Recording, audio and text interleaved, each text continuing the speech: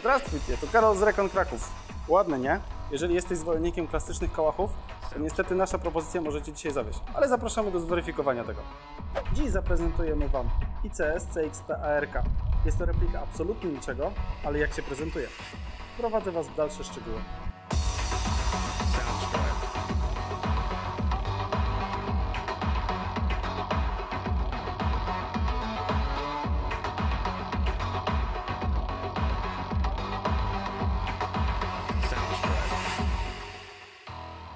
Wewnątrz skorupy wykonanej z cienkiej blachy umieszczony jest plastikowy wkład, który w zasadzie jest właściwym elementem nośnym i nadaje sztywność całej konstrukcji.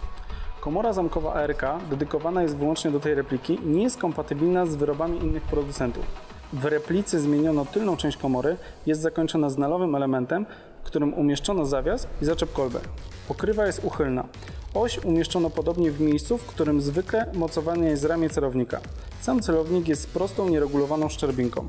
To także rozwiązanie zaczerpnięte z aksu.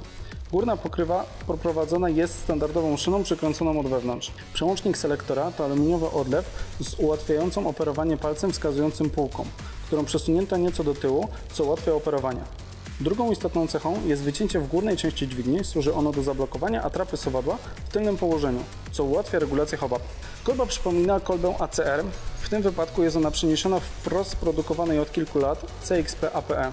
Kolba ma dwie możliwości regulacji: 5-stopniową regulację wysokości oraz 6-stopniową teleskopową regulację długości. Tworzywo, z którego wykonano kolbę, wyczuwalnie pracuje w rękach.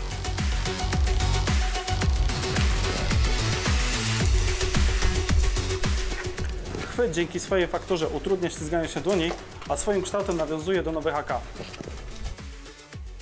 Polimerowe łoże jest wykonane w standardzie M-LOK. Nosi nawet stosowne oznaczenia. Zrobione jest z tego samego materiału co kolbę. Gniazda standardu M-LOK znajdują się na bocznych ściankach łoża i na grzbiecie z nakładki.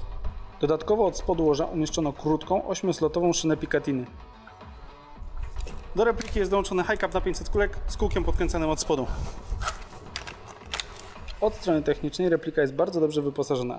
W CXP ARK zastosowano gearbox w wersji 3 z możliwością szybkiej wymiany sprężyny, w którym zastosowano standardowe jak na ICS części, ale wysokiej jakości, w tym aluminiowe głowice cylindra i tłoka, użyskowaną prowadnicę sprężyny, stalowe koła zębate oraz tłok ze stalowymi zębami.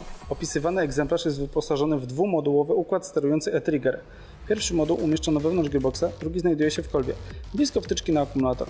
Niestety sztywne przewody z dodatkowym modułem zajmują sporo miejsca w kolbie. Mechanizm oferuje możliwość zwolnienia sprężyny, można to zrobić jedynie po ściągnięciu chwytu pistoletowego. Podobnie jak w innych replikach ICS, lufa wewnętrzna jest aluminiowa. W CXP ARK ma długość 370 mm. Komora hobab współpracuje z fabrycznie montowaną dyszą o długości 18,1 mm. Mechanizm pracuje miękko, hobab działa precyzyjnie i utrzymuje nastawy. Magazynek podaje bez niespodzianek i siedzi w gnieździe bez luzów.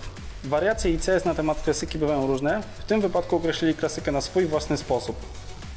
Dodali kilka ciekawych elementów, które tego rodzaju konstrukcje AK stają się dużo bardziej przyjazne dla przeciwników tego systemu.